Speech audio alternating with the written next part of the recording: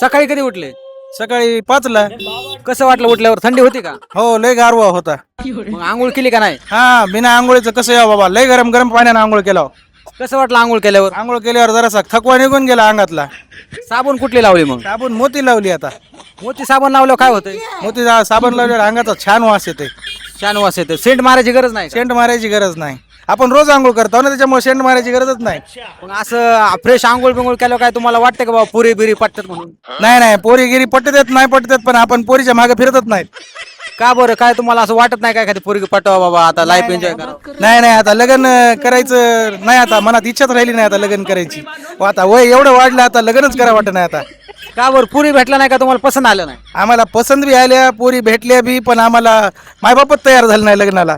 का बरं? काय वाटलं माय बाबा लग्न केलं तर? मायबापाला थोडं अपेक्षित जशा मुली होत्या तशा भेटल्याच नाही, आणि त्या ह्याच्यामध्ये वयच पुढं जास्त जाऊन गेलं. आता लग्न करायचं नाही का? आता चांगली भेटली मायबापाला सांभाळणारी तर करायचं, नाही तर नाही करायचं.